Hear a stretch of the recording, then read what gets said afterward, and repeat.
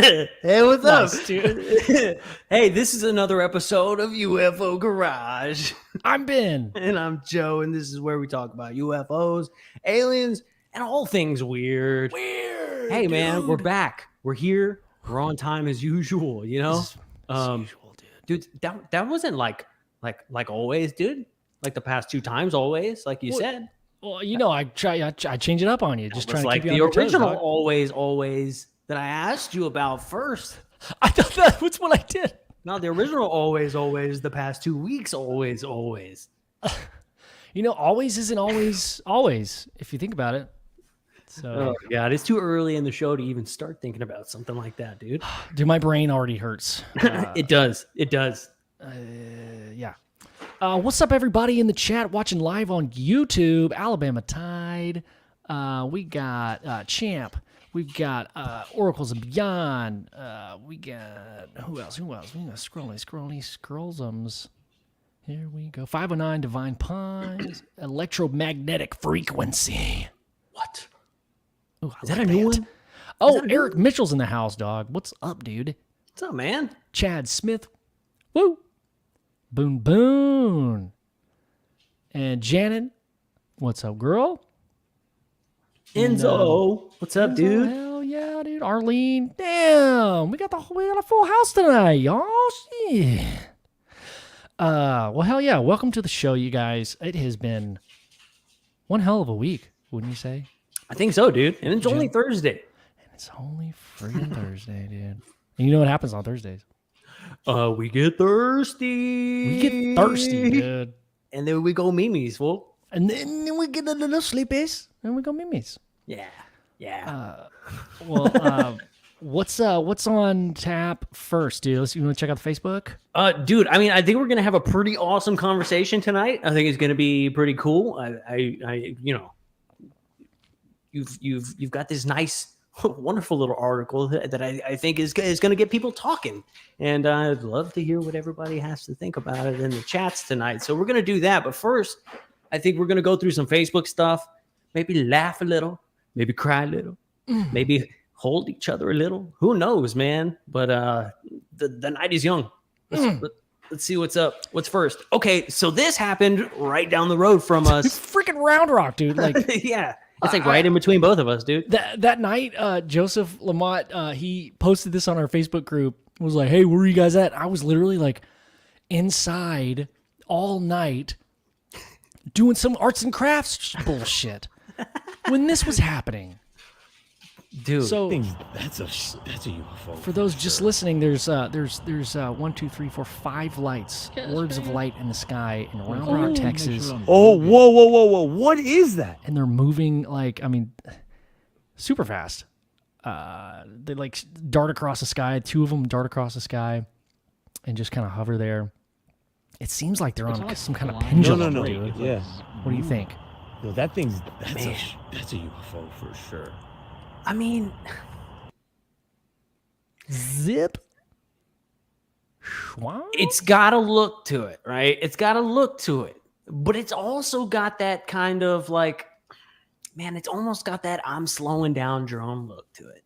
You know, when a drone slows down, it's got that kind of like, look at me.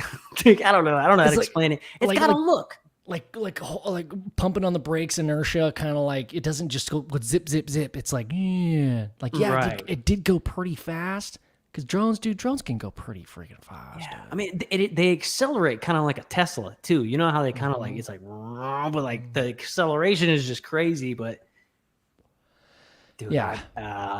But who's out there with 5 fucking drones with huge lanterns attached? See, that's to what them? I'm wondering too. Are they maybe practicing for a Halloween event? I mean, Round Rock isn't a small town, right? They do have little festivals and events. Is somebody preparing? Are they practicing? Are they trying to get their moves right? You know, I wish there was more photos or more video of this, just to kind of get more of a perspective. Because you even look at it too, and you'll see like UFO videos and like those balls of light, like they look interestingly perfect. But these look almost a little way too perfect. Right. They're I mean, now that they're close, the second half where they kind of zoom in, there is some variation of illumination. Did you catch that? And those orbs, like people who see orbs, that illumination is different that thing than that type of illumination, right? Yeah. Like that's The orbs that I witnessed. I mean, they look. I mean, it's hard to tell because still, it's like far away. It's a video. You're not seeing with your naked eye. But the orbs that I saw were like self-illuminating. They didn't really cast any shadow or corona around them. yeah. Like You see these how seem it to goes kind of like dim a little bit? They have like a dim to them. Yeah, they're kind of like a candle flickering almost. I mean, like the one that like flew over my house like 2 years ago, like that, like it just disappeared. Like it didn't like dim or anything. It just was like there, then boop, it was gone. Like it just didn't exist anymore. Dude. Not to say nobody's ever seen a UFO dim, you know, because they do that. I mean, we've seen stuff like through the night vision, right? They do kind of weird shit like that. Yeah. Yeah, Well, I don't know. It's hard to tell. The ones we saw in Sedona would and then whoop, back up. The red one, remember that little tiny red boy? Yeah. That was like, hey, guys, and then dimmed out, and then hey, and then kept going. You remember that one? It was the one that was like really far away, and maybe I'm getting it wrong. Did it flash or did on it the ranch or when we were at the house? when we were on Cathedral Rock in Sedona? Oh yeah, dude. Yeah. Without the goggles. Yeah, I remember. Without the gogs. Dude. Yeah. I do remember. Oh, this one's pretty funny. Oh yeah, the dude. This will be me at 60. This falls on the open ocean in a unicorn floaty with a fishing rod and reel. Did he fall asleep? Did he fall asleep and just drift out there or what? Kind of looks like that. I don't remember what happens. I don't either. But that visual is great. Let's see what else is. So this reaction to your post is hilarious. Shaq laughing at Michael the Jordan. Cholo auditions. I did ballet in Pinta. I did ballet. I like it. Oh, damn, that's smooth. Damn. Is this like legit auditions for like a TV show, or do you know like the backstory on this? Yeah, dude, it's a Cholo competition. It happens once a year, the National Cholo Competition. The Cortez. Oh, called the NCC. Damn, fool. Say what? It's called the NCC. National Cholo Competition? Uh-huh. Damn. I like the youngin that goes that I like his vibe. All right, let's drop one. Damn. $5. You like those sound effects for his knees like kind of crack? Squeaks. Oh, damn. Shit, no. Hey, that's some TikTok shit over here. It's TikTok shit over here. It's a TikTok. I love the sock contest. Oh my god. Keep going. Hey, those are your mom's medias? That's just preposterous, dog. I'm wearing a body. It's preposterous. Oh my god, so they're not socks, they're tights, dude. They go all the way up past their... Everybody's got socks on and that fool has the... I mean, if you're trying to keep them high and tight, I mean, this guy's got something going on, bro. Yeah. Oh, hell no. You won again. You won. This fool's a fucking dinosaur. What the? Okay. Those dickies are tight. Yeah, dude. They don't sell those anymore. Yeah, they do. I'm wearing a pair right now. Oh, I thought Walmart's not selling those shit. Those are high waters, and you know it, Joe. They're dickies. How about the for the little foos? In the pouches, dude. Modelo Especial and a Capri Sun pouch. Dude, I want some Modelo and a Capri Sun pouch. They seem like they'd be better for like chilling on the beach or something. Hell yeah, dude. When you're trying to keep things tight, light and tight. Phil posted these photos that are freaking awesome. Aren't those cool, dude? Yeah, they're like some kind of aurora borealis type squiggly moon at the top that's like pink with a silver disc below. I mean, they're like They almost look like AI renderings. Like it's almost too good. Again, Isn't it's that like, weird looking? it's like that thought, the one, the photo that you get that's finally real, you're gonna like somebody's always gonna try to debunk it. But like, dude, these look cool. These look cool, dude. Like this one looks pretty sick. It almost looks like something just- ripping like a through the cloud. fabric of space and time. It's like an eyeball peeking through. Yeah, dude. It's like, hello. Hey. Put Let's that on. see. Put underwear. I see you. Chris Bledsoe came out with he's coming out with a book in December. Oh snap! That'll be dude. interesting. That'll be an interesting read. Yeah, UFO of God. I'm excited that he's like told his full story. That's like, I feel like it's with his son and his podcast. They had that interview. Yeah. I think that was really really good. I'm interested to see and read more of the details of his story, dude. That's gonna be awesome. That's going to be interesting. Hell Yeah, I'm definitely going to pick it up. yeah. I pre-ordered it. I did. Okay. Well, did you? I did though. Shit. Is it going to be on Amazon? Yeah, it's on Amazon, man. I if I got it can for find Kindle, but I don't own a Kindle, so I'm gonna have to figure that out in between now and Christmas. I wonder how long it'll take to get in the library. I'm going to have a library card. That's all I'm wondering, You know what's awesome about a library? The library is, dude, Jess, when she lived in Nashville, had a membership at the Nashville Library. Hopefully nobody that works at the Nashville Library is listening right now. Because, dude, she still has access on her Kindle to the entire Nashville library. Because she has her, like, library card. Dude. And it's free. Like, she can get any book she wants, dude, like, on her Kindle, bro. That's awesome. Like, she paid, like, a one-time, like, $5 fee, and now she gets, like, any book ever. It's awesome. That's pretty sick. So, I mean, if those rules apply in Nashville, it has to apply in other places, right? That's kind of like that guy who bought that lifetime flight on American Airlines. It was like $150,000, and he bought it. But he kept going to like different countries for lunch every day, and it ended up costing him like $2.5 million. Yes. It's like the same thing, but different. It's with books. That's not with free books, flights and lunch. Yeah, that's the.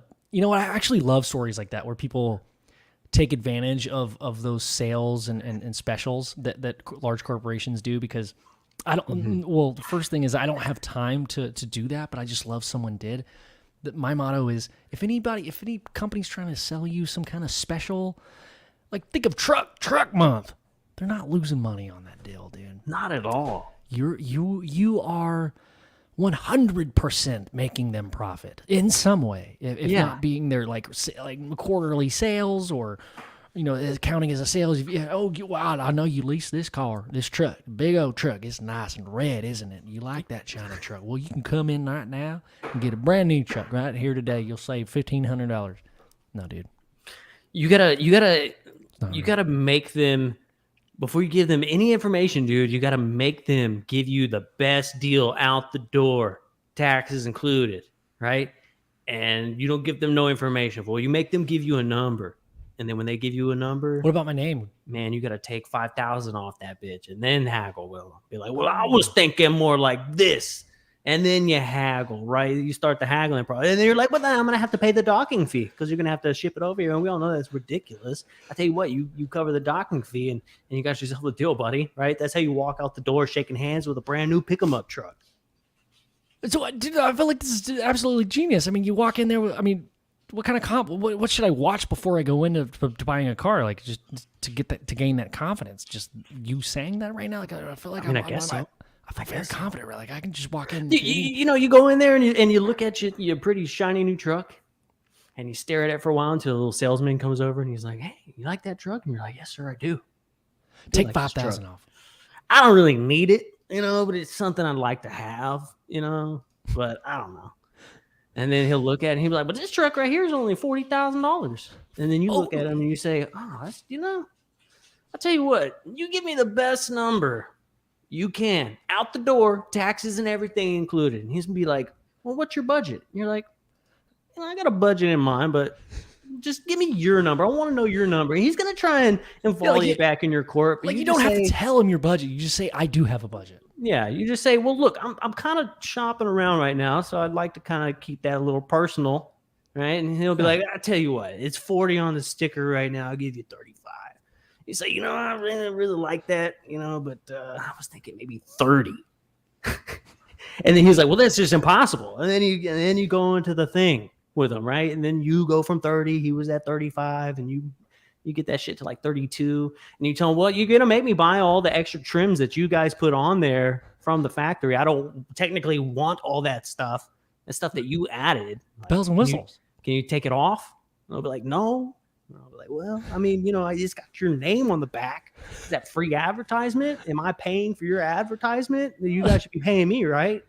Well, that's technically, that's just how it works in the car business. Well, I tell you what, since you're not going to pay me for advertising, either you take the sticker off or you take another $5,000 off the truck for advertising. I love that because, Jess's CRV has a little chrome nameplate on the back. It's not on the license plate. It's literally like a logo on the back. It says Honda Huggins, Dallas, Texas, or something. It's but it says Huggins, like Huggins, like that's the name. I mean, I'm not trying to make fun of the guy's last name, but it's a really funny last name. Yeah. Huggins. Come on down here and get your hug and your chuck. We're chucking and hugging. Dude, is that Huggins the slogan? found it. It's perfect. Well, I mean, it's obviously made a sale. Made a believer out of me, dude. Well, yeah, dude. I mean, that's how you go buy a new vehicle.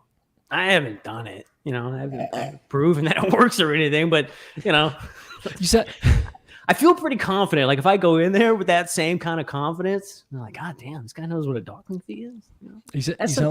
You try it. What you do is you talk to a car salesman. You're like, hey, what's some of the car salesman terminology? And they'll give you a couple keywords, and you throw a few at a car salesman, and be like, fuck, he used to be a car salesman. Right. Damn it, dude, I give it the same language. 25. And you're like, all right, cool. Yeah. It's almost like this club. As a car salesman, my dad, used to own a used car lot in Taylor called The Station, and he just had fun doing it. It was like a side gig. He just loved it, and he had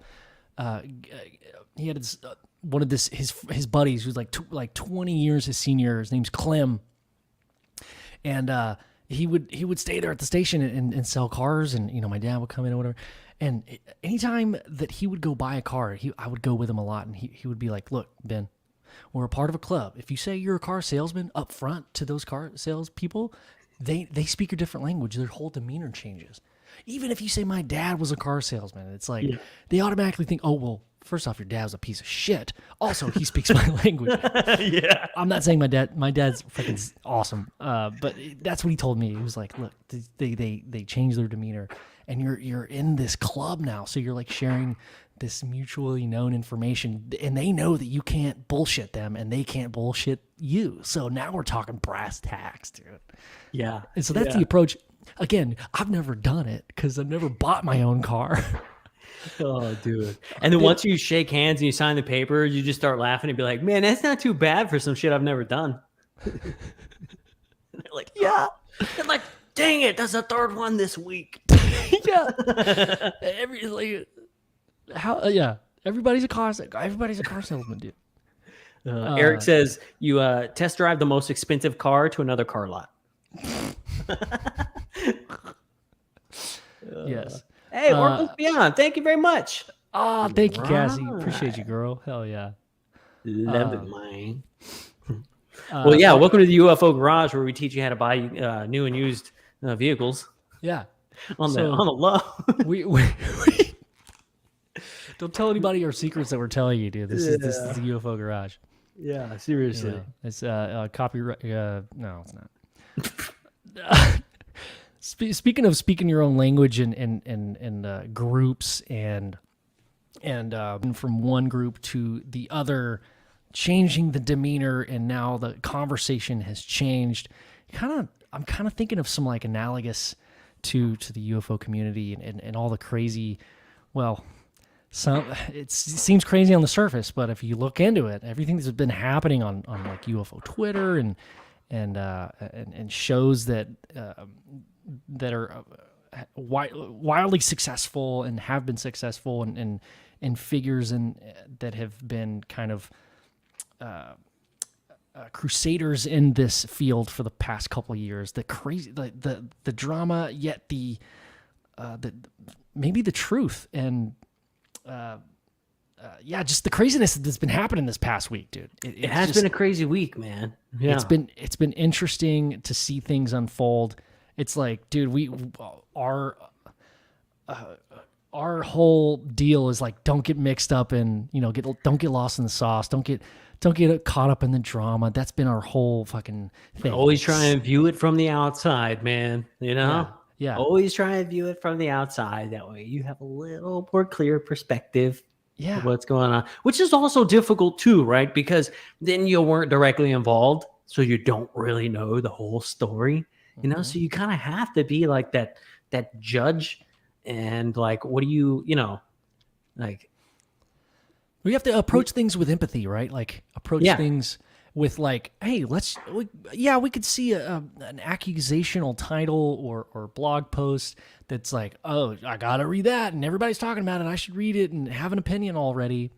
That's just human nature, right? Like that's just absolutely. Absolutely. But it's really hard to approach things, especially if you have, we've talked to these people that we're talking about, like we've had them on our show, like and it's just, man, it's so this conflicting. isn't, and by no means, like, this isn't like a mudslinging or a finger pointing thing at all. It's just that, like, it's crazy. Like we said, when you're on the outside looking in, and you kind of like shake hands with people in a way, I guess you could say, right? And we're very cordial with everybody, right? So like, we just try not to have any issues. But like, it's crazy that, like, there's a whole lot of drama that has unfolded, and like, it's just crazy how quick it happened. And it's like, man, like, that's wild, because like, we've chatted with all these people, like, on a really good level. It's just so weird how like there's like so much like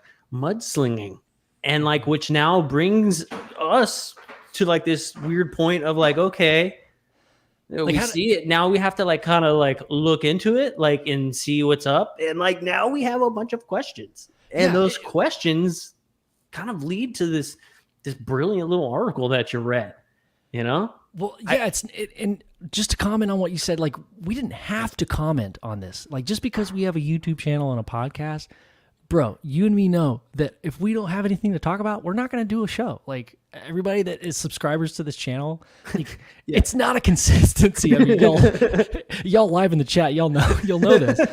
Like, it's not like we're doing this to like, oh, we got to get the fucking whatever. Like, we didn't have to comment on this, but I feel like we kind of need to, man. And what you said earlier this week was like, something happened to where things were said that kind of spilled over into our front yard. It was like, hey, we have a block party like once a week, and the only thing we ask is don't shit in our fucking front yard. That's it. You can do whatever you want. Don't be disrespectful, and don't shit in our front yard. That's all we ask. Look, we got tacos and hamburgers and hot dogs, and we have a great time once a week. Just don't shit on our lawn. Yeah. And what happened? There was other parties in surrounding houses, and those parties got way too out of control. And so like, the shit started spilling over like kind of into our yard, right? And like, people were being rude about it, kind of like right in front of our yard, like not in our yard, but like definitely like over the fence, like enough we to could be smell like, it. We could smell it. It was enough to be like, if it was like 9:30 and you were trying to go to bed, you could hear these people arguing. They're not technically in their yard, but like they're in front of the fence. And you're like, hey, come on, guys. Yeah.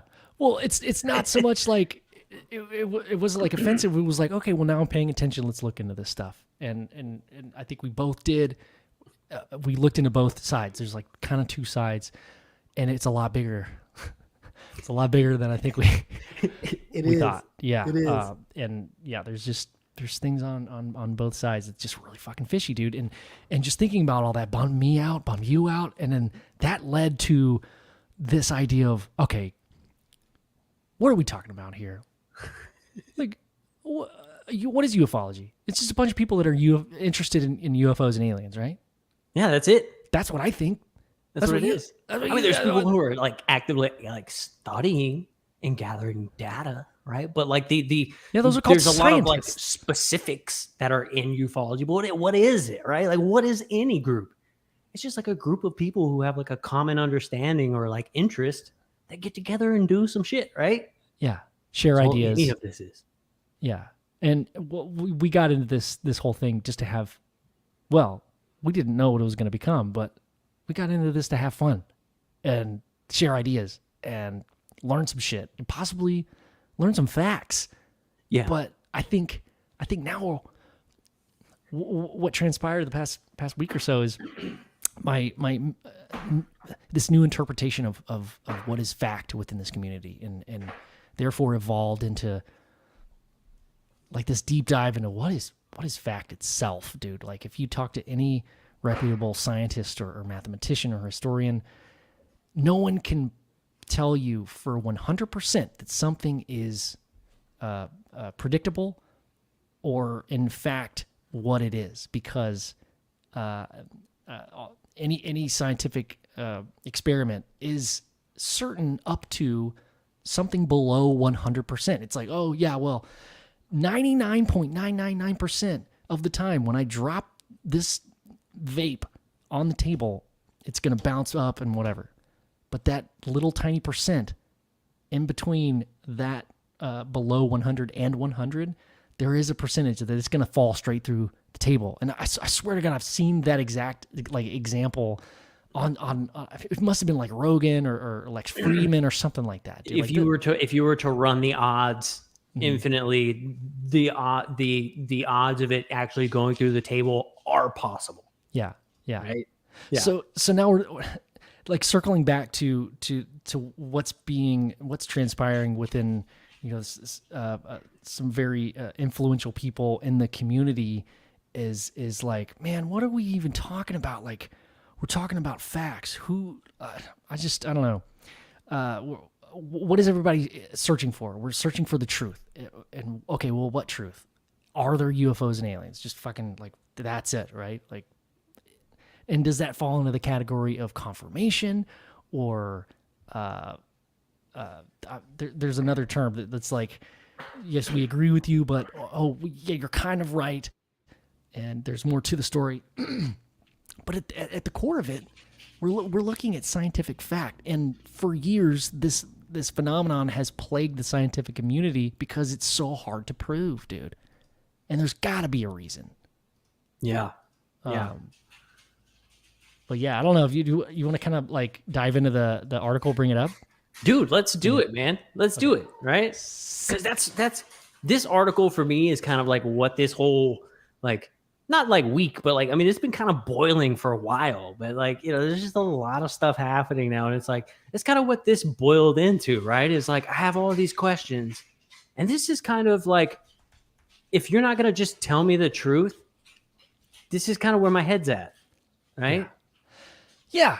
And it has nothing to do with what's happening on Twitter at all. It's just like no. If anything, I have what's happened in the past week to thank for this idea. So ultimately, it was a good thing, honestly. Right. Like this, whatever happens, dude. Because I kind of, man, I care about both sides. I really do. Like I think there's some give and take, and maybe we'll find out the opposite, and I'm totally wrong.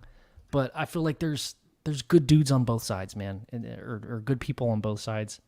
I want to have that optimism, but strictly thinking about like the effect of what has happened in the past couple of weeks is it was like kind of the straw that broke the camel's back to inspire like, okay, just fucking get this out. And then it has a lot to do with our conversations that we've had with Eric Mitchell.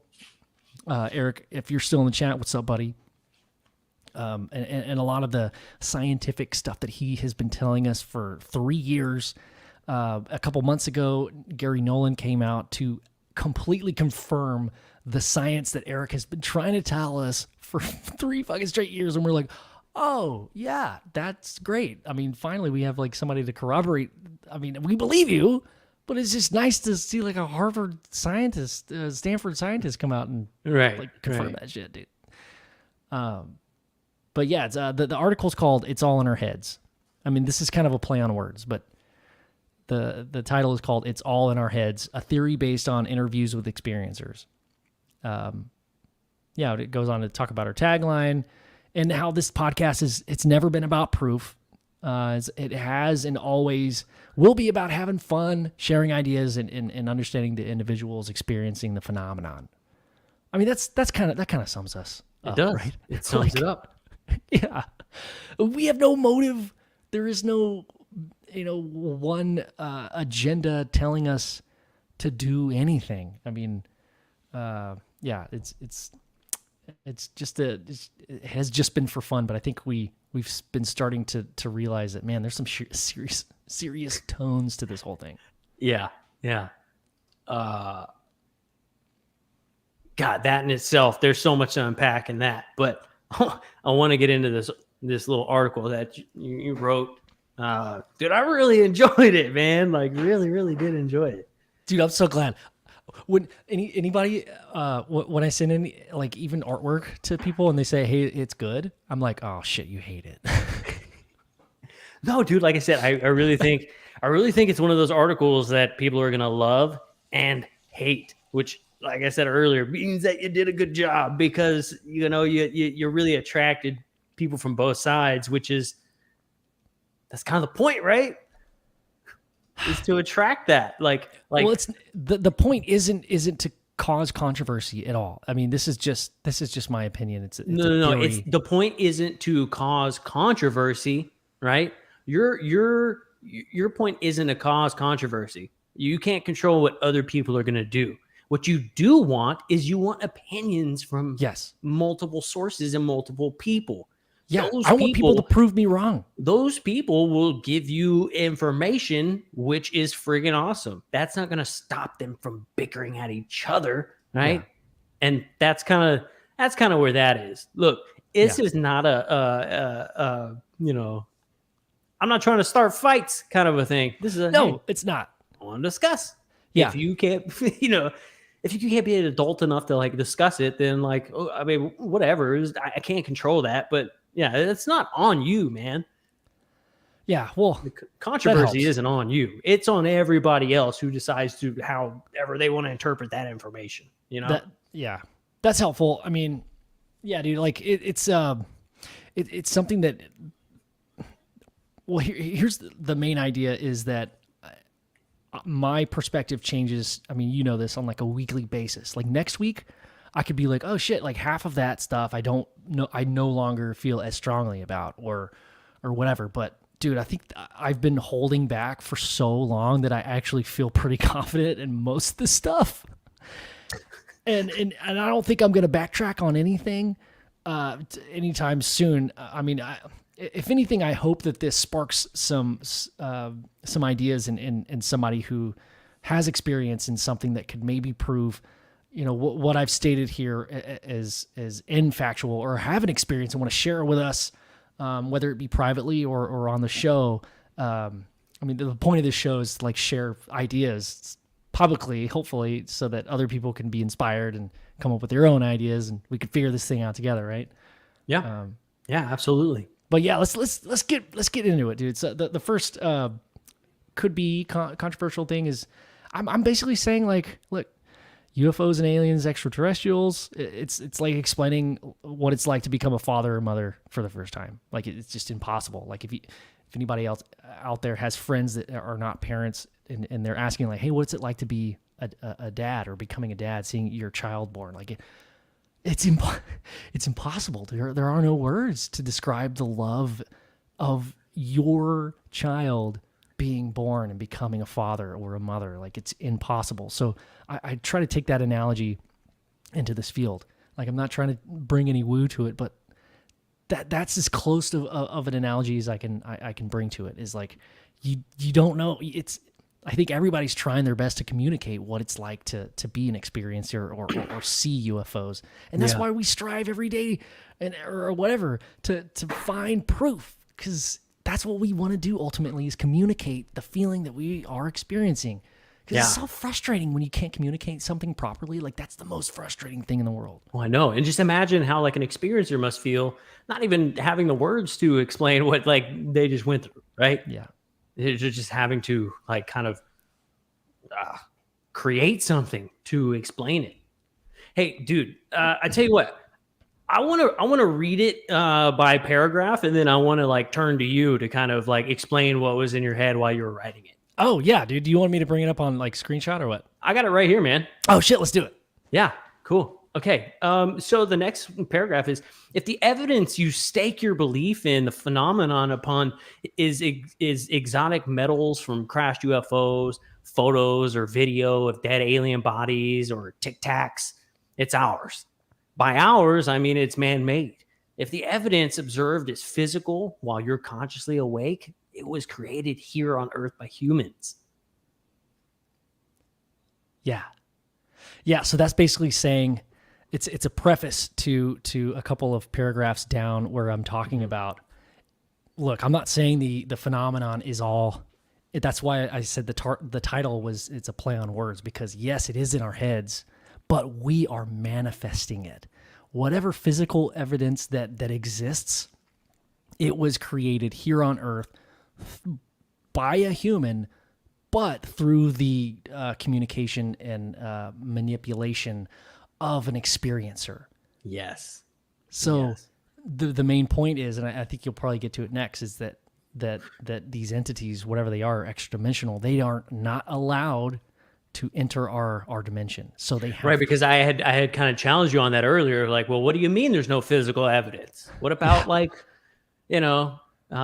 pieces of exotic metals, or like things getting interacting with you, right? And you had a really good answer for that.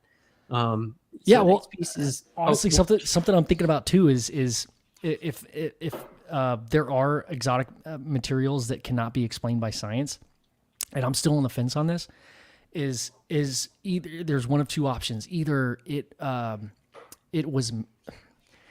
was brought here via this portal that was manifested by an experiencer, something, someone who channeled these entities to be able to become physical in this right. Realm. I hate that word. Realm. Like The realm of the humans. Welcome to the realm of the humans.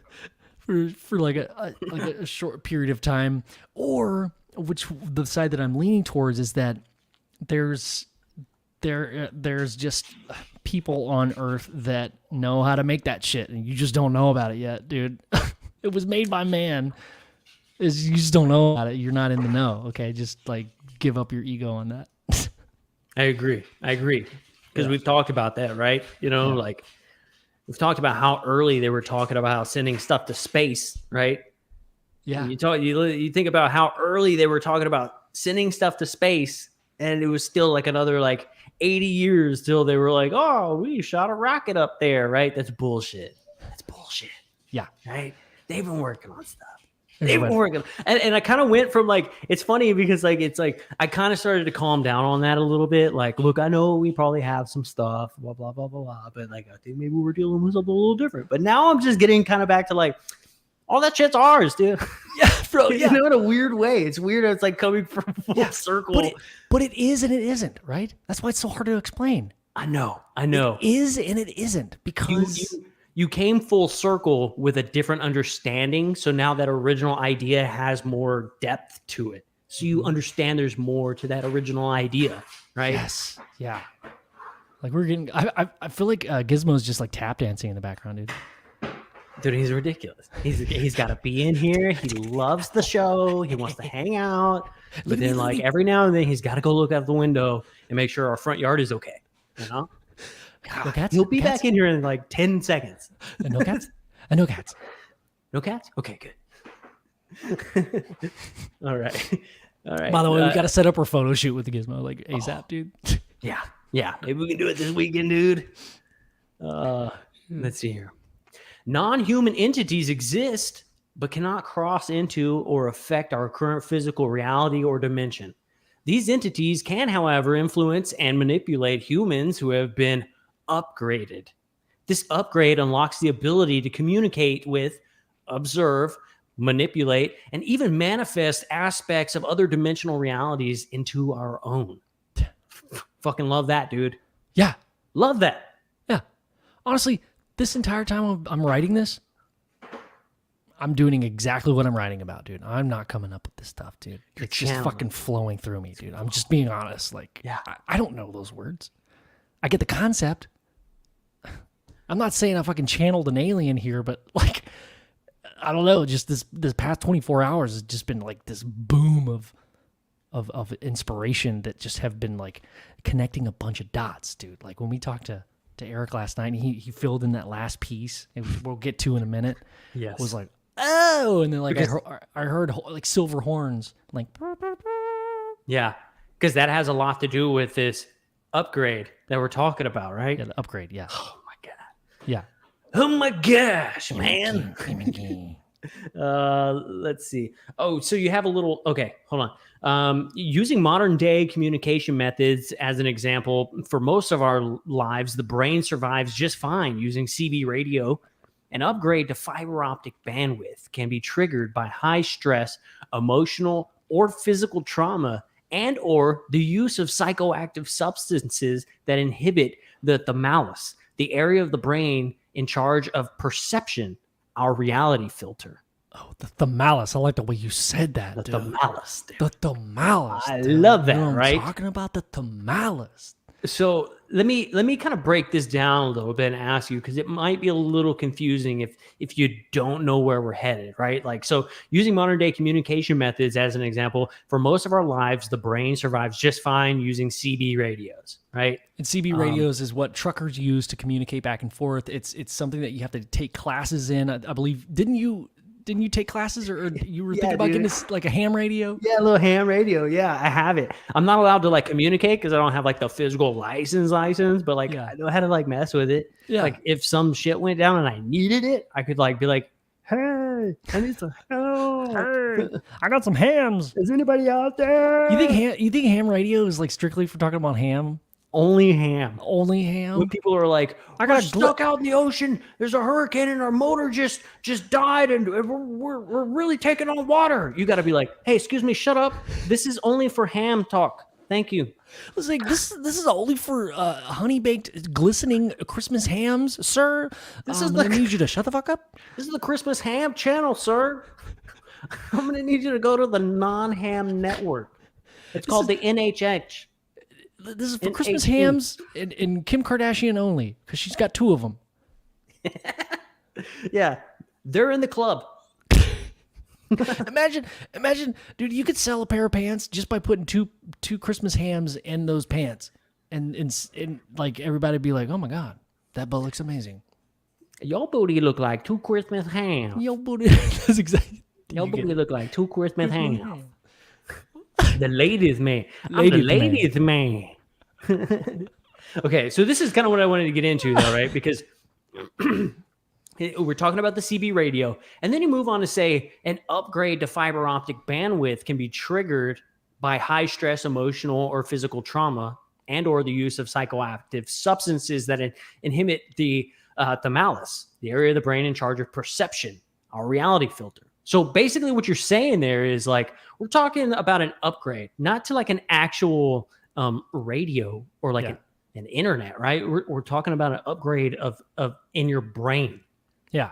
An upgrade happens in your brain through stress, emotional or physical trauma, It's and the the use trigger. of psychoactive substances, And that right? that's straight from Eric Mitchell last night. That's that piece I was talking about, dude. And I've been I've been messaging him last night and all day today, being like, "Hey, is this cool if I talk about this? Like, this is your thing that you told us that just fucking clicked, and it just made everything make sense to me." And what we're talking about is it's not like everybody talks about. This is not the first time anybody's heard of upgrades or whatever. Right. But the way that Eric explained it was, it's an epigenetic switch, like a locust. He mentioned something about a locust, and if you A look monarch at butterfly. a monarch, yeah, that's right, yeah, monarch butterfly. So like a lot of even a species like of shrews that live like near Alaska, depending on the weather that starts to be colder, like earlier in the year, they change the color of their coat a lot sooner than later. So like martins are like a kind of like a not a weasel, but like a ferret. So like they change their coat from this like dark woody texture color to a snow white just before or just as the snow is falling. So it's like an epigenetic switch. Yeah. That is a rapid biological change. Why can that concept not be applied to humans? Right? Dude, So, yeah, absolutely. Because that was like one of the biggest things for me. It was like the idea that it, we always talk about how like UFO sightings and abductions and things tend to run like in like families and stuff like that. And, your genes being involved. It was really neat the way that he explained it, because it really put this like consciousness idea, right? It took it from like just being like the cover of like a really cool Tool album to like, and like this like crazy spiritual realm to like, holy fuck, like, yeah, that's just like DNA and it's switching. The idea that like when he explained it with the monarchs, how like, every fourth generation through epigenetics, this gene switches on, which encourages the monarchs to fly to Mexico, which encourages their survival. And it's like, maybe it's not just the fact that like certain people are just getting chosen for some special reason. It's epigenetics, and you didn't have a choice. That gene was passed down. And so every few generations or couple generations, that gene turns on. right. Yeah. And it's survival based. Like that makes sense, because I started thinking about this concept of survival and how it affects every decision that we as humans make on a daily basis. We can break down every decision we make to survival. We think of maybe sometimes as comfort, but to us, as our modern day human brain, comfort is just analogous to survival. We think that that's the new survival. Like, oh, I need to have my kitchen clean and my office clean. It's like, it's just, I need that to think straight. No, your brain, that's the same language, just saying the same thing. It's a survival reaction or mechanism. Like everything goes down to survival. So this link between epigenetics, the changing of environment due to stress, environmental changes, or trauma, being the switch to be a catalyst for this epigenetic change, to physically and rapidly biologically change a portion of your brain that is in charge of reality. It's like, the thalamus is kind of like a very, from what we think we know about the brain, it's kind of like just a blurry area of the brain. It's like, oh, when people are thinking about this and observing things of like reality and interpreting it, that's kind of the portion that lights up. So like there's all kinds of portions in it. I get to it a little later in the article. 509 says maybe it's just aliens.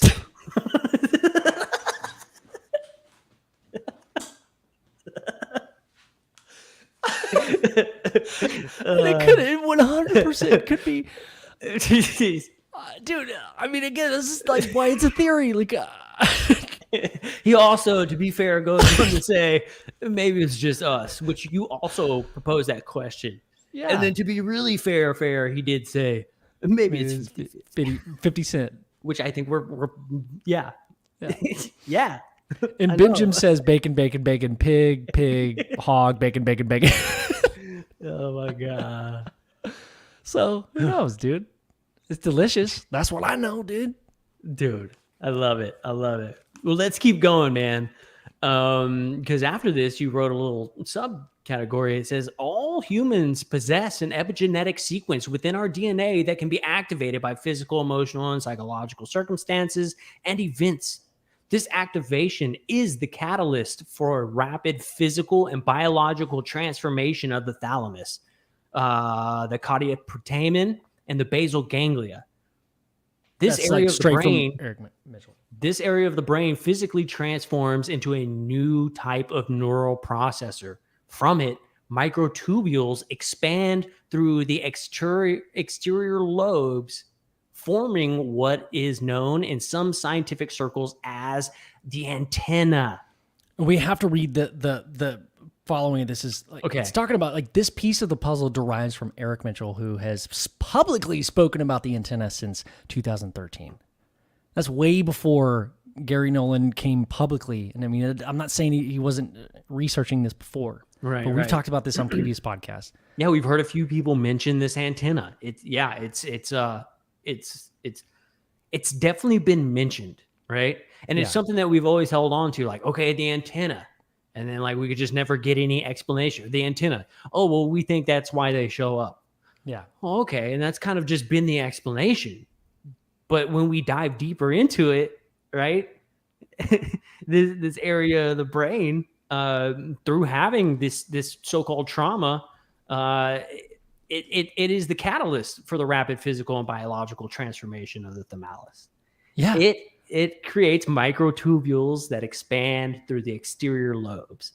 So that's basically like saying, like, through this stress and through this trauma, maybe like you had this experience, these microtubules start to grow out, right? They're reaching for something. They're like information highways Yeah. that are highly active. Highly sensitive receiving of frequencies that are around us at all times. We live in an ocean of frequencies at all times. I mean, that's why our radio works, is because it's not emitting anything or doing anything magic. It's just tuning into something that's already constantly around us. So taking that concept, moving it to this idea of microtubules. I mean, I tried to tell Eric, hey, dude, I'm saying a lot of the stuff that you said. Is that okay? And like, he was like, just get the information out there. And I was like, I'm going to like, yes. Okay. So there's going to be a follow-up on the specifics. Right. Eric's going to go deeper into some of this, to the specifics in science that I'm not good at speaking about. But yeah, like, talking about like empaths, if you walk next to, if you have a conversation with somebody in an elevator and you're having a great day, like, I consider you, Joe, as an empath, a certain percentage. I mean, I would say I'm probably a little more sensitive than you are in some areas. So where like I'll look at somebody's face and I won't know this person. You know, It's because I'm Larry and full, so I'm always like looking out for danger and shit. Yeah. So Everything else doesn't bother me really. exactly, and it's your reality, your perception of reality, and your triggers to survival are different, and that's why we are such social creatures, because we need a lot of us to ensure survival, because everybody's a little bit different. We probably wouldn't survive very long if everybody was the exact same. Dude, hold on real quick. Ben Jim says people who have antennas can find each other. We find each other.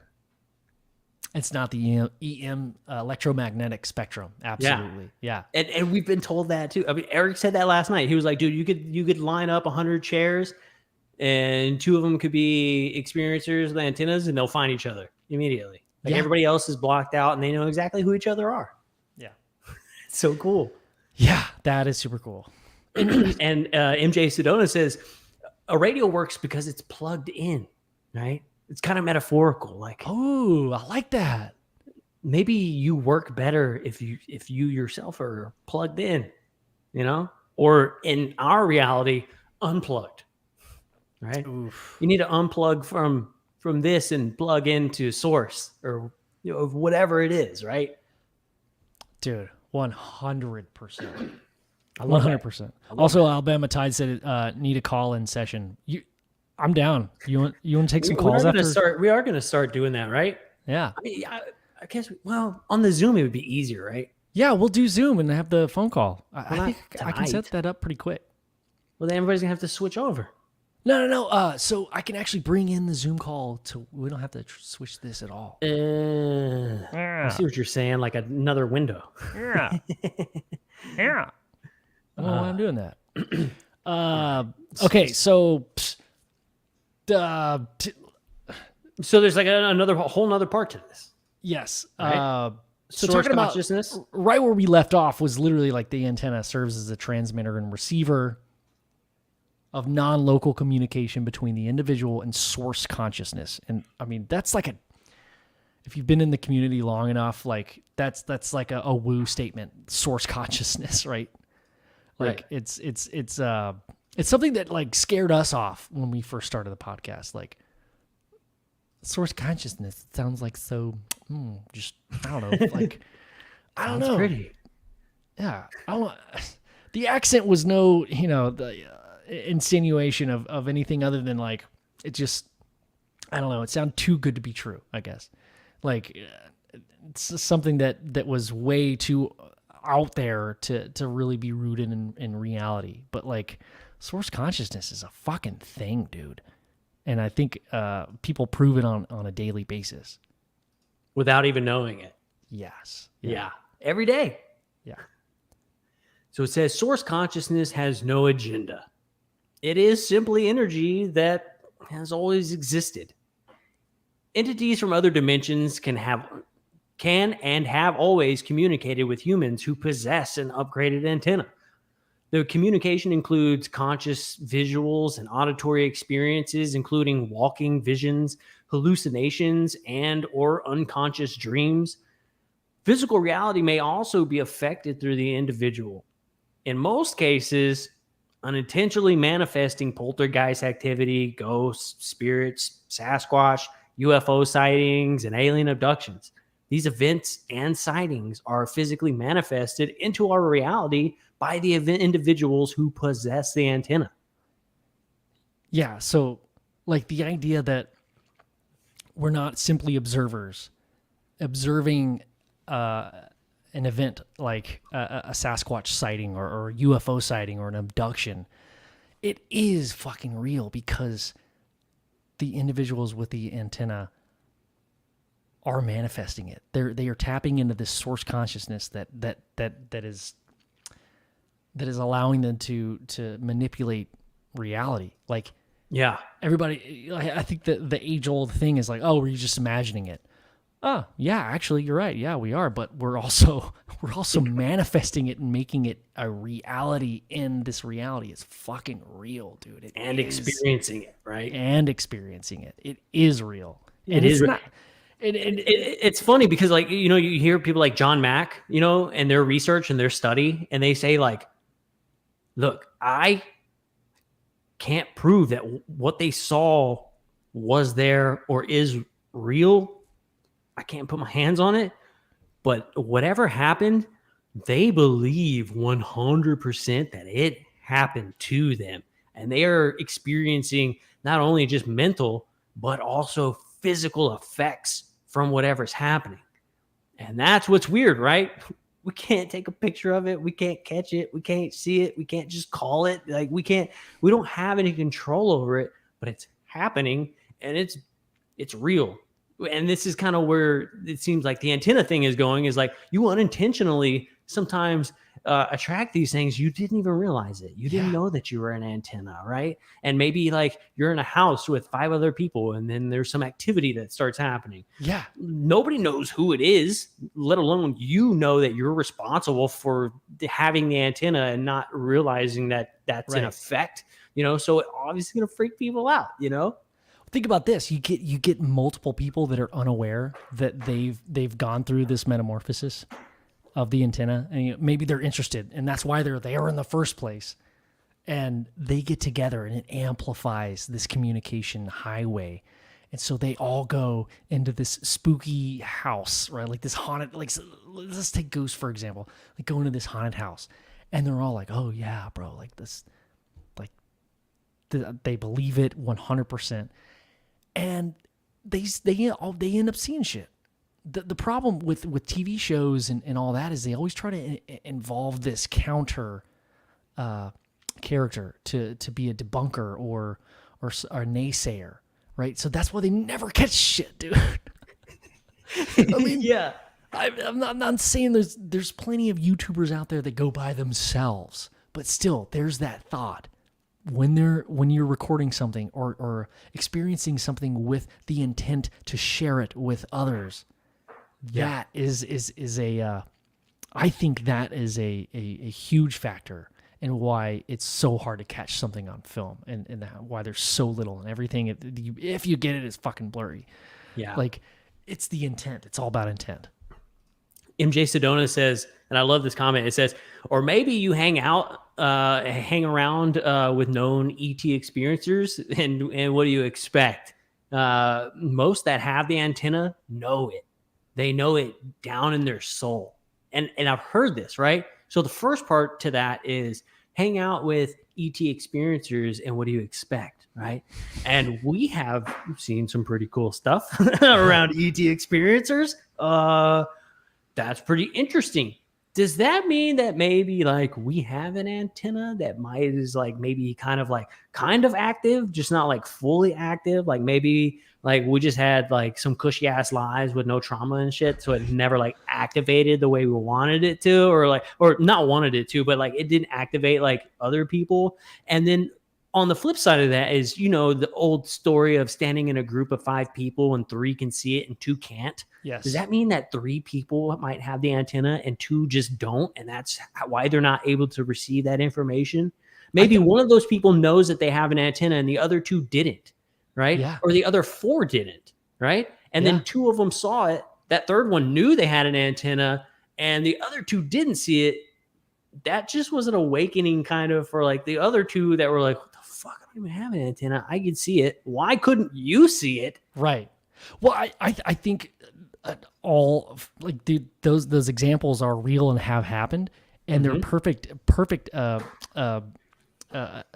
questions to ask for this theory. And the answer that I would come up with is that, like I say in the article, everyone has dial-up. Everybody's connected to the internet. It's just the bandwidth that's different. So you can still access a web page. You're just gonna see it a little differently, a little slower than everybody else. You're probably not gonna see the high quality images that everybody else is seeing, or maybe some of the JavaScript doesn't load properly, or maybe back in the 90s when everybody used Flash, it's a different language that it's outdated now. Like it used to be the whole thing, Flash with whatever. But everybody has the access. It's just like Bim was, or I think Bim had asked, some people don't choose to have this flip of the switch. Absolutely, I don't think it is a choice. Absolutely don't think it's a choice. I think it happens because of physical trauma, environmental, emotional circumstances. I don't know. I'm not claiming to know why that flip happens, but it does. Well, she also says, let's see, where'd it go? It's like a muscle. Oh, Benji might be. Sorry. Huh? Oh, sorry. Benji might be asked that question. It says it's like a muscle. The more you use it, the stronger it gets. Right? Oh. That's pretty interesting. Yeah. But then on this other part, she did say most that have the antenna know it. They know it down in their soul. And I've also heard that too, right? From people who are experiencers who may have like experienced them like later on in life. They're like, dude, it's weird because like now that this happened to me, as a kid, I felt it all along and I just didn't know, but I knew something was there. So that kind of goes along with that, right? From the time that you're born, I guess, know, but maybe it takes people longer to figure it out. Dude, 100%. And how many people have we talked to? We've talked to so many experiencers that like have that similar story. They're like, I had this experience when I was 25, but I knew when I was a kid that I was. See, it's like when we dig deeper, they're like almost everybody that we've talked to was like, okay, well, if I'm being honest, some weird shit happened when I was a kid. I kind of always knew something weird was happening. Like that's a very, like that's a common, not a common, but like a repeatable thing that's been happening for a lot of people, dude. Yeah, but I like that. Arlen says people can suppress their natural gifts to the point that they're not recognizable, right? Like when you're a kid, maybe you're really good at art and then you suppress it to go work on Wall Street or whatever. And then like, you're just like, you never draw again. That stuff happens, right? Yeah. That could be something, right? Or like that you never explore that side of the antenna and you just suppress it. And most people do. Yeah, so like maybe marrying that idea of like the muscle, like maybe that muscle didn't even exist, and this epigenetic flip, this switch flipped on, and you start seeing the world a little differently, and then your social constructs, the people around you, bat it down. They say, "Hey, you're thinking crazy," Yeah. and then you just let that muscle atrophy go, and then shit, it's just gone. And maybe it comes back later in life, and you're like, oh, that muscle's still there. It's just a tendon now, but you gotta work it out. I don't know. Now we're getting into like things of. I mean, you could probably take that in a couple of different ways of like, yeah, but no, I just went down a pathway in my head that I can't really verbalize, but. Well, I love that idea about the muzzle thing. Yeah. Okay, here we go. Belief is equal to, if not greater than fact. Why? Because that's how the human brain works. The reality we perceive is filtered, whether we like it or not. Our experience is an attempt to understand it, and the story we tell ourselves and the others is a reflection of how our individual consciousnesses cope with our individual experiences. Fact is fiction. Any scientist or mathematician will tell you that any quantifiable certainty is a percentage below 100%. The remaining percentage between 9.9999999% is where the phenomena exists. Our brains are far more powerful than we imagine. Every one of us possesses the power to communicate and manifest the phenomenon through source consciousness. Do you want me to hit the summary real quick? Do that summarization, dog. It says Summarization. The summarization of this is the phenomena exists and it has always existed. Humans possess varying degrees of an epigenetically upgraded area of the brain, which allows them to communicate with the phenomena and in some cases manipulate physical reality. If you would like to share your thoughts on this theory, feel free to reach out via Twitter at UFO Garage. Yeah, dude. Wonderful. So meta, dude. I love it, dude. We're like on our own show reading our own article. Dude, yes. Dude, well, I just want to say this, man. Like, just, I had this moment of like kind of freak outness a little bit of like, not like, oh my God, the world's crumbling. It was like, I kind of felt like I figured something out. And that was due to just talking to you, talking to Eric, talking to the hundreds of people that we've had on our show. I feel like we've both been through this change, this journey for as long as we've been doing the show and trying to figure this freaking thing out. And like these ideas are kind of everywhere, floating in the abyss. Yeah. I finally felt like last night I started like grabbing some, and less entropy started to happen, and it felt really good. So I followed that. And dude, I mean, I don't think we want anything from this article other than for people to share ideas and build on it. That's the hope, is that we build on this idea as a community, and together. Like, you know, I think we can all figure this shit out, dude. I think we're good. For sure.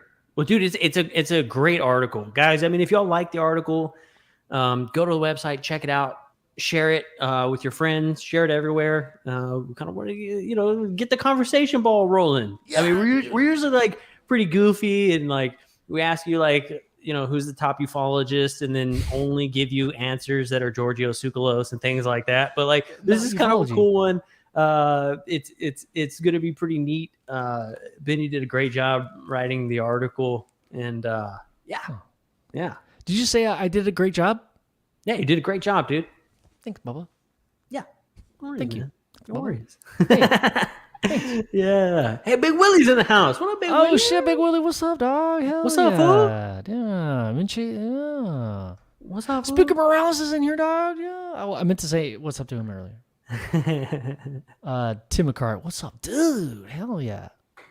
Yeah. So, man, I want to go back and read. It's hard to do the show and read as many comments because there's so many awesome ideas happening in I know. in the chat. It's like, fuck, I could just, yeah. What is the one thing that like through writing this article that like you really you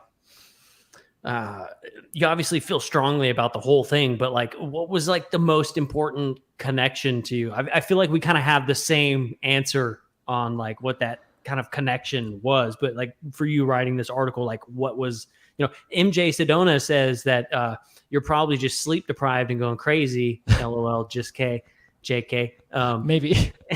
Maybe, right? But yeah, what was one of the biggest like kind of like aha moments through writing this and just chatting with Eric and everything? Dude, I think a lot of most of the ideas, like I say in the article, are highly influenced by the works of Jacques Vallée, Hal Puthoff, Eric Mitchell, Gary Nolan. I mean, this stuff has been floating in our ether for a couple of years now. Some of it more recent than others, but the one big kind of flip that just put the last piece to the puzzle together for me was last night when you and I hopped on a quick call with Eric, and I mean, the guy was just like, no, this is this is something that I know about. Just like very nonchalantly said the thing about the epigenetic thing, and it just clicked, dude. Like everybody's talking about the same thing in the scientific community about the antenna. We're noticing certain areas of the brain are being paid attention to ever since the 60s. That are not only in line with experiencers, but the phenomenon UFOs, aliens, everything that the government has looked into and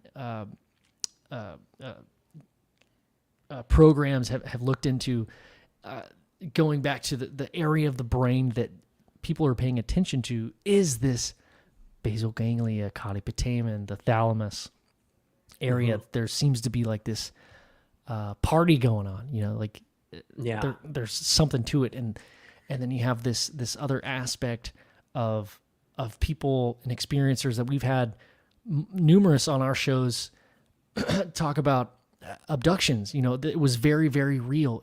I could feel it. I could feel the skin being ripped off of my body. Like, it sounds like out of this world. And then they're like, yeah. And then I wake up in my bed the next morning and, I'm fine. My skin's on my body. I'm great. And so that brings into, this dream. I got these 3 little holes down by my hip in a triangle shape. That's fucking weird. But my skin's here. Yeah. Yeah. So it's just a lot of pieces, I think, have been just put together I think it was just over the past 3 years, just both of us, dude, like putting stuff together. And dude, like one of the biggest things for me was just the epigenetics part.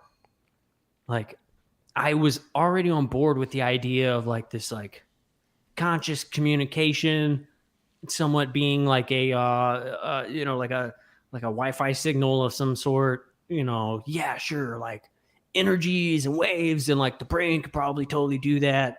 They can introduce waves into your brain and like make you think things. Why couldn't you communicate? But like this whole idea of like the epigenetics and the genes being passed down into certain generations for survival of the species in a way is very interesting.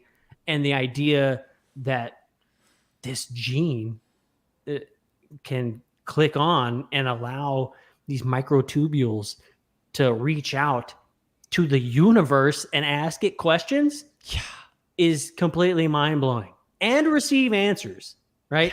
And receive answers. Not just ask questions, not just sit there and like, like we think like meditating, where you're like, man, I'm just quiet, like it's like there is something to it. Like that's that whole like piece that like I just wasn't good at understanding. That part really pulled it together for me. Like, oh, so some of these fools are already born with that. Like these like super monks and shit. Yeah. Right? Like they're really good because they practice, right? But it's like a different frame of mind. Like, and we are, and we're like, what is going on? Like, I even think that like What's going on? They're sitting there like, oh. But I even think that monks, that are born maybe close to the monastery, and then grow up to aspire to be a monk. There's still that process. They're not born with that epigenetic switch. Something has to happen. So what I propose is that either it's well, they had to climb that big ass mountain in Tibet. there's your environmental God. trauma. Damn it! I gotta do this every day, and every Sunday I gotta walk down to the town and hope they give me rice. Shit! And then after I It's got not even that much rice. after I get a little bit of rice in a bag, I gotta walk all the way back up this fucking mountain for the rest of my life. No wonder that fool just went and meditated by a tree. He was like, "Yo, fuck this. People just bring me food. Fuck it. I'm done walking up that mountain." And that's where Buddhism started. That's where Buddhism started. Everybody knows that. It's history. Look, he was hungry, okay? Yeah. Doesn't mean, I mean, everything he said was fucking awesome. It's just, he was hungry. Yeah, he was hungry. Yeah. It really put a lot together for me. Yeah. So thinking about like the last question I'll ask you, Joe, I'll turn it back on you. So can we control this antenna? I mean, I think we're kind of on the verge of realizing that, yes, this is a real thing. There's starting to be science to back it up. Experiencers have been explaining this for 70 years. We just haven't had words for it. And we haven't had Harvard and Stanford scientists looking into the actual science and doing, that we know of, publicly. So like what we don't know, what I don't know is can we control it? Okay, you know how in Dragon Ball Z, whenever Dragon Ball Z figures out that he can like do powers. That's not his name. No, fool, listen. And then Dragon Ball Z is like he's practicing, and then Fajita shows up, and so Dragon Ball Z and Fajita are fighting each other, and he's learning his powers. Like I think it's kind of like that, where Dragon Ball Z and Fajita fight. It's just a lot of screaming. It's a lot of moaning. Like lots of like floating water droplets coming off the side of your face. yeah, like it's like ripping the condensation out of your skull, dude. I think it's practiced like that, and if you master it, then you become like Dragon Ball Z. Yeah, that's what I think it's like. Damn, dog. I could be off. Yeah, I mean, what's the Goku? Yes, Boon. Thank you. Everybody thinks you said they know Dragon more Ball than Z me, does dude. his thing, fool. If Fajita comes out. Yeah, but no, dude, okay, so with all of this being said, here's where I'm at, right? I don't know if everybody has an antenna. I know everybody has that part of the brain. How do you exercise it? Can you exercise it without trauma or drugs? Yeah. If meditation is that way, like we were discussing, then like it seems like it's probably a little safer and like a little cooler. Like you can ease your way into it. Like it's like the hard way, but it's like the best way. Yeah. It's kind of like, you know how like Batman saw his parents get killed in that alleyway, and then he like turned like fighting crime and like turned to the Batman. It's kind of like that. I don't want to experience that kind of trauma, right? Because now that fool's always getting punched in the face and stuff, like for a living, because he's Batman. I'd rather do it the Buddha way and just go sit by a tree. That's a great question. I don't know. I think that's something we have to build on this idea with, is like what examples can we find where this attainment of the growth or epigenetic switch has occurred, and monks, like you're saying, that have never even seen a pair of boobies, right? Or smoked a cigarette. That's next. That's what's fun about this. Is we build on it. This is not a set in stone thing. I feel like if there was like a dramatic moment in my life that might have triggered a slight activation of the antenna, it was definitely the first time I saw real boobies, dude. I was like shaking. Dude. I think I got sick the next day. I was so like fucking excited about it. I was like all like, I feel good today. You threw up, dude. Don't lie. My body didn't even know what to do. It was like, oh, Oh, dude, look, finally, somebody in here that's on our wavelength. Look at this. My penis is an antenna, and I exercise it. Yes, absolutely, dude. Okay, That's hold what on. Here's the real answer. Right under. MJ Sedona says, this is how to exercise your antenna. Say to yourself, I'm going to find the best parking spot and follow yourself to it. Then say, hey, I manifested a great parking spot. Stuff like that. Bro, I mean, you know,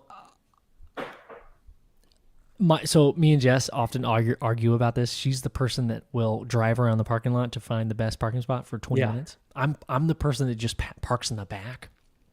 You know, as quick as possible. Hey, we need the exercise. Dude, yeah. But those moments when we're like, we both don't give a fuck who's right or wrong, and we're just like, you know, let's just drive around and see what we do. We always find a fucking parking space in the front. Always opens There's something to it, dude. There's something where you just don't give a fuck and you just let things happen, dude. Dude, I think my record is 6 in a row. Like where I've driven into like the HEB parking lot, and I'm like, she'll be like, where are you gonna park? And I'm like, we're gonna park right up front. We're gonna park right up front. I think it's like 6 times in a row that like I've got it to like work. And then like, you know, around like time 4, I was like, this is fucking crazy. And then 5, I was like, no way. Yeah. And then 6, I was like, are you kidding me? And then I think I got way too excited. So it like just didn't happen again. It'll happen like occasionally, but I've got it to happen like 6 times in a row. It's crazy. You know why that is such a great example of it, dude? Is because if we're going back to that idea of the manifestation only works with the communication of source consciousness on a level of survival. If you ask the universe for a golden toilet, like how does that have anything to do with your survival, bro? Like you can't just ask for a golden toilet. You can ask for things that might make your survival or your experience a little easier. You know, you can't ask for $1 billion. Like that's all right. Some people might get lucky, right? But Yeah. you gotta put that out. I mean, I'm not saying don't try to get a golden toilet. Like, yeah, sure. If that's what you want. Yeah. But there's something to do with that relationship between survival and like the optimal path of your future. And how, I feel like I'm just mushing words together now. I love this. I'm just trolling, waiting for my food to cook. You're the best troll ever. I actually kind of like you. Thank you for, me too. For, I actually love that. Showing up. I love cooking with my pants off too. It you know, if I ever, you know, if I'm cooking like stir fry, I get a little bit, you know, a little bit of fried egg on my tip. You know, I just flick it back up and it falls right back into the wok, man. It's pretty dope. Dude, here's an interesting thought. Eric says, damn thing chose you. Like maybe the parking spot chose you. Like, oh yeah. you know, like that's funny. I like that. Damn thing chose you. Yeah. Carly says live in the moment. Yep. Guys, I've seen beautiful boobies. I like this. Nobin, there are no limits in the universe. Talking about, okay, so golden toilet. Hootie hoo. Hootie hoo. No limits in the universe. I love it. Yeah, man. Yeah, Never because cook- the limit thing, like we were talking about, like there is no limits in the universe. I mean, but then we obviously went down that whole rabbit hole on like, well, it's infinity. But does infinity exist inside of something? It's inside of the loop. So like, I don't know. I was listening to a thing, and it kind of had something to do with that. It was basically talking about how like we're always told like, you know, like light is the fastest thing like in the universe, right? That's just like what we're told for like the basics. Yeah. But then that fool was like, limit. but space does whatever the fuck it wants. Spas, dude. It's way faster than light could ever be. It's space does whatever it wants to. It's everywhere and anywhere all at once. It's in fact so fast that, you know, light never reaches the end, and like you'll never be able to see the end of the universe because it's constantly faster than the light that's trying to catch it, and it's called the horizon. Space does whatever it wants to. Light isn't the fastest thing in the universe. Fucking Space is. Now we just got to figure out what space is made out of, dude. And maybe that's the secret. Oh my god. Maybe like bubbles of infinity exist, right? And it's just called space. Mr. Bubble. I don't know. Dude, I gotta think about that. That's amazing. You know? I fucking love that. Like I always knew, like, people talk about space expanding. You won't be able to see the light. You'll never see the end of the universe because it's too. I always just thought maybe it was too far. Yeah. I never thought about the fact that, like, no, space does whatever it wants to. Like, it's space. It contains things inside of it, and light just so happens to be the fastest thing that space contains, right? But space. Okay, I've got a counter to that because I believe I'm starting to believe that there's an equal, like, the yin and yang, right? Like the equal and opposite forces of our reality. There's the light and the dark, but for some reason I'm like equating space to dark, and I don't think that's true. I don't think that's true. It's space is like dark, but it's not like the dark I think that we're talking about. The opposite of light or positive. It's like, it's just like the absence of light. Because right, like, because it's the same thing as like cold, right? Cold doesn't exist. It's the absence of heat, because heat is the energy. With that lack of energy, there is no heat. So it's not technically cold. It's just the absence of heat. So space is like dark, but it's not really dark. It's just the absence of light at that particular point. That was really fucking smart, but I was very distracted by the fact that you sounded exactly like Nicolas Cage's dad in the movie American Treasure, where he says, add heat. It needs heat. And he says, add heat. He says it like 14 times. You gotta add heat. I don't know. I gotta find it. Let's see. Add heat.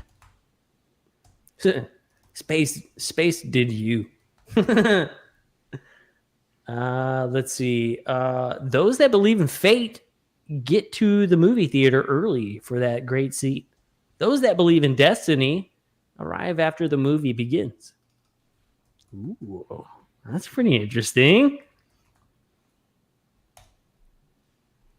I found it. Hold on. What? Dude, champ, yeah. He said, what contains space? Like, that's what I was wondering. Because is the space infinite? Oh, it's an ad. Hold on. All right. Oh. What does contain space? Because I'm thinking now, like... Wait a second. I know we both pay for YouTube. Why do you have an ad? I don't know. Honestly, I do. Oh, because I'm an incognito. Oh, okay. I'm on the porn tab, dude. Skip ads. Oh my gosh. Skip trial. Okay, here we go. Ready? Can you hear it? Yeah, I can hear it. 3 minutes and 49. Jesus. I'm going to skip to the part Golly, maybe dude, that's a long ass scene. All we wanted to do was hear him say heat. Yeah, that's all I Heat, want to hear. heat, Oh, here we yeah, go.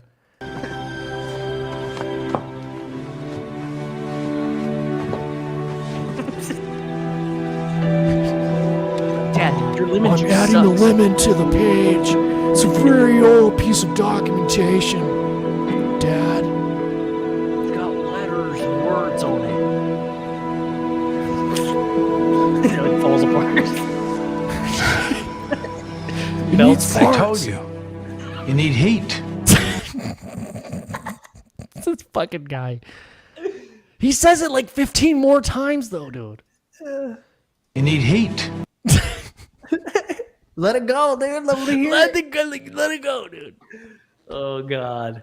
It needs heat. It needs heat.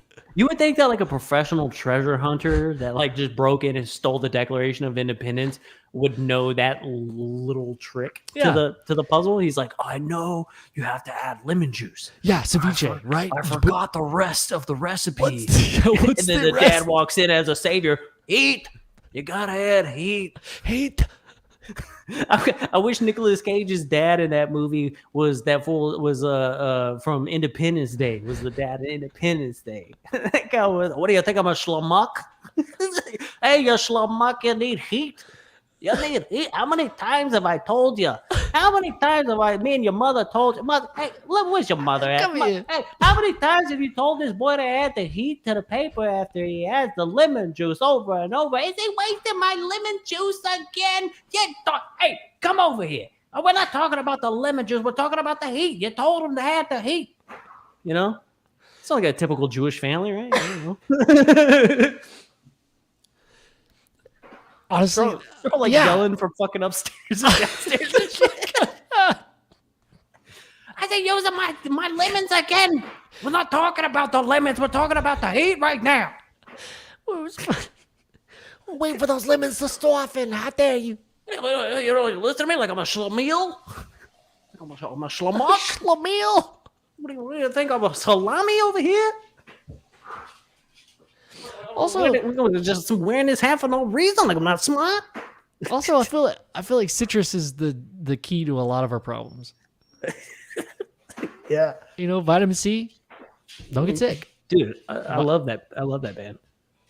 Oh my god, dude. She's the voice. She was the voice of a lot of graduates. Yeah, dude. Yeah. No, like 2000 to 2005 was like peak vitamin C. How'd the song go? Shit. I don't even remember, dude. I just remember the name that she like had hair that was the same color as like Tang. She was hot. She was hot. Singer. What are the lyrics? She's hot, dog. Let me see. Graduations. Friends Forever. Well, dude, last like 4 fucking videos we've gotten taken down off of YouTube. YouTube. We did not create this song. Oh, as we go on, we remember. That's what it is. All the times I sound exactly like her, dude. Oh god. That's great. That's great, dude. Man, this is a great night. Yeah, bro. Great night. I loved it. Conversation was there. The article was great.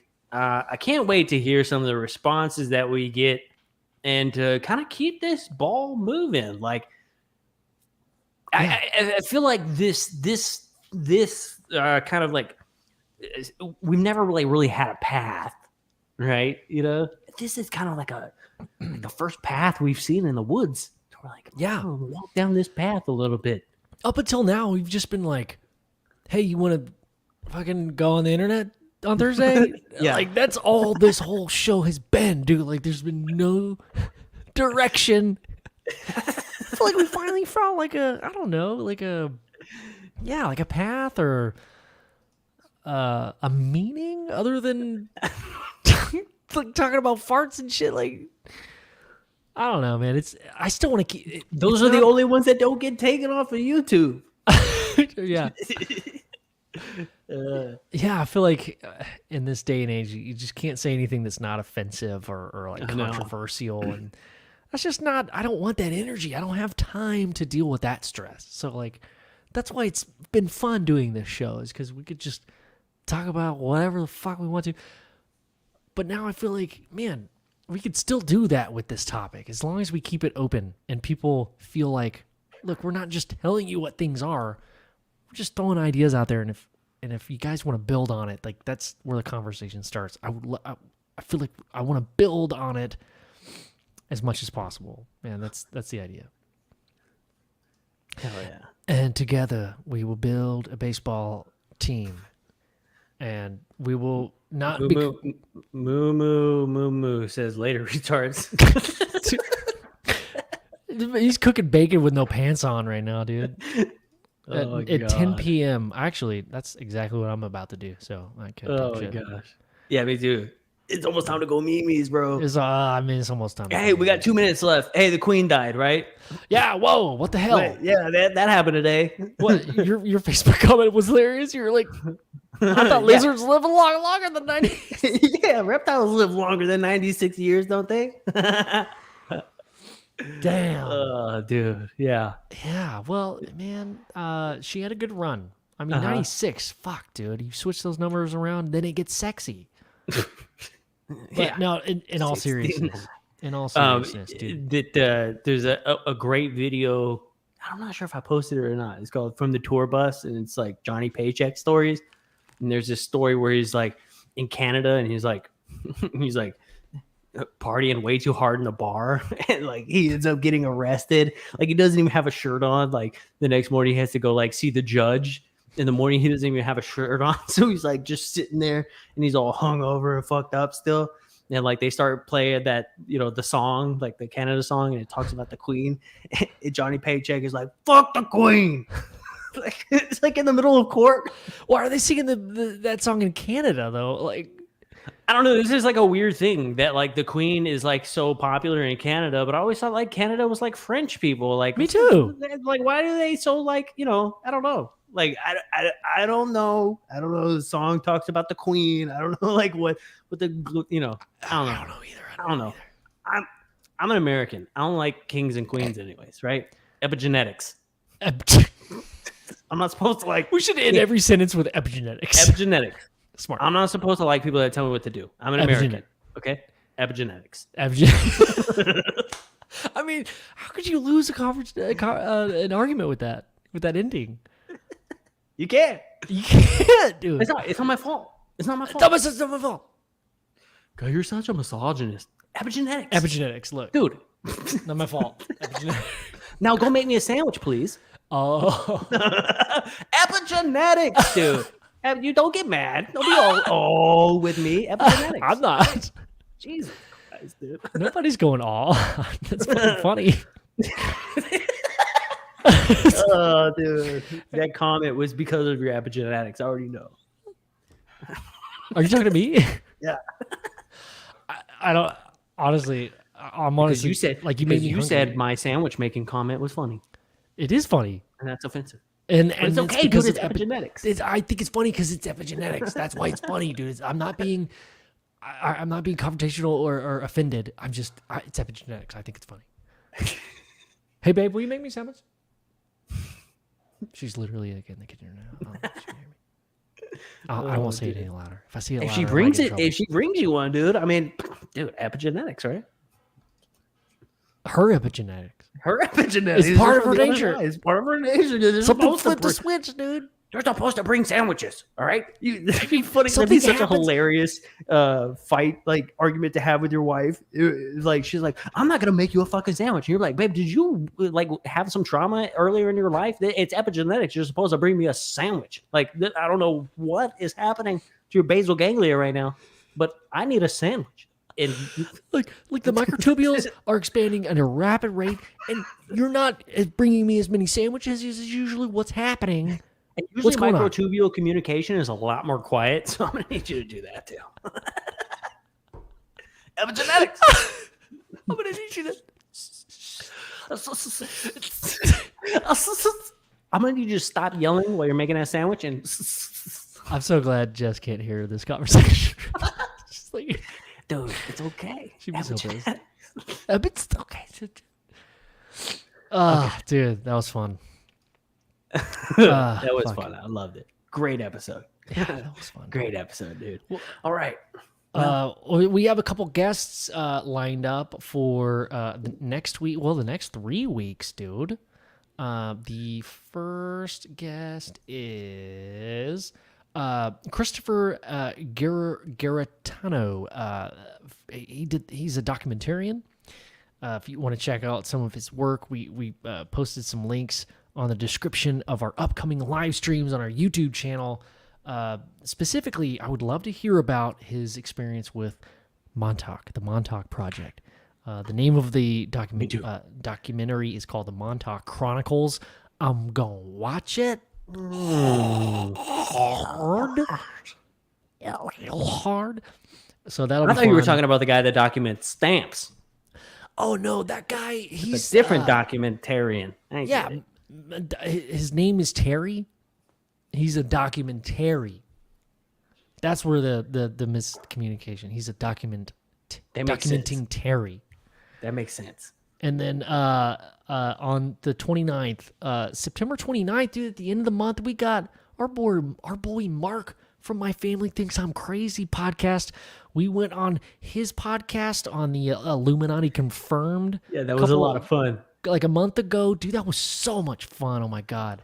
His crew is hilarious. So I can't wait to have him on. And dude, it's going to be a good time, dude. So anything in between that, anybody listening to the show, or if you guys want to give us recommendations for guests, or if you want to come on the show or call into the show, we're thinking about start doing some calls, like Zoom calls. You call on your phone, like old school Art Bell style, in between the 15th and the 29th. So I think that's like 47 days. Something like that. Something like that. But yeah, like if you guys want to come on the show, just shoot us an email. It's on our our website, UFOGaragePodcast.com. Hit us up. Also, we're going to be out at Mystic Quarries November 4th through the 6th. Friday night through Sunday afternoon. It's going to be pretty dope. It's right here in Texas. Mystic Quarries, check it out. We're going to be, it's tiny houses, dog friendly, camping lodges, RVs and tents. So yeah, if you got your own rig, bring it out. If you want to just rent a little house or bring a tent, I mean, you can do anything. We're going to be hanging out. We're going to be doing a bonfire. We're going to do a little hiking, some stargazing, UFO searching, a barbecue, movie screening, spooky ghost and abduction stories. We're going to play with some dogs and UFO history scavenger hunt. So it should be a good time. I think me, you, and Tony Mikulski are going to fucking have a great time together. Whenever Big Willie, is Big Willie going to be able to make it? I don't know. I have to call him, and yeah, it's been a while. But Phil from What If Tomorrow podcast, I talked to him 2 nights ago. Yeah, he and his wife and fam are coming. Ooh, cool. And he's gonna bring firewood for us to do the fire pit with. Not the smoke the briskets, because I'm bringing the Traeger, but like you have to bring your own wood, which I didn't know. So he was like, dude, it's like a 7-hour drive from Oklahoma, but he's gonna come to hang out with us. So we've got that's gonna be dope. Well, as long as he doesn't bring the joints, because we all know them boys from Oklahoma roll their joints all wrong. I'll tell you what, they're much too skinny and way too long. Yeah. And Eric may or may not be going. It may have been a surprise at one point where Eric was going to hide in the woods until you. But honestly, we would have scared the shit out of you if we would have followed through. But yeah, Eric is actually coming, so that'll be cool. And Chad Smith is pending, so we'll see. MJ Sedona is pending. Arlene, I know, is pending. A couple other people are pending. Arden Paranormal is pending. I'm just putting this on you guys. They didn't say that they're coming at all. You know what would be dope, dude, is like around the bonfire, if we got some plastic tables and we made like these little wooden microphones and we just sat around the table and like we had like we got a styrofoam take home boxes and use them as fake computers. Yeah. That would be hilarious. It like comes to like fishing string. We're like, and then just have somebody with a phone stream us live. Yeah, we're live tonight. I mean, okay, that's funny. That's fucking funny. But you also made me think of this. Like, the point of the kind of get together is not to be posting shit all over the internet. I want it to be fucking like just us. Like, you can, by the way, you can, but you can what? I mean, you can post whatever you want to. Oh, I mean, like when we're there, like we're not going there to like live stream shit or like make right. We're not event bringing out of gear and all that stuff. No, we're not bringing microphones. We're not doing like a live fucking broadcast setup. Like that's the cool thing about talking to people when they're sitting in front of you is you don't need the internet. That's tight. Exactly. That's what it's about. Yeah. So it's just about just hanging out and getting to know, the how weird we all are. That's what's fun, right? Yeah. So and Gizmo will be there, and Birdie will be there. Yeah, dude, it's gonna be a good time, man. Nibbler will be there in spirit. R.I.P. Yeah, R.I.P. absolutely. We should get like a little gold frame, put her face in it. I know. put it next Well, to- oh my God, we should. it's got to be like a real gaudy, tacky, elaborate, giant gold frame, though. Yes. Yeah. It's huge, like it's ginormous. You're like, It's like- okay, there's like not enough seats. Yeah, but Nibbler is obviously taking up that space, so you cannot. Like sit you know there. that big ass painting of like Kramer. It's in like that big ass frame and shit, like something like that, like just big and obnoxious. Oh my God. And take it with you everywhere. Like you're more hiking, you're carrying this big ass frame. You guys hold this real quick. I'm gonna tell him You're shoot. gonna tell me shoot. Tony's always holding their picture.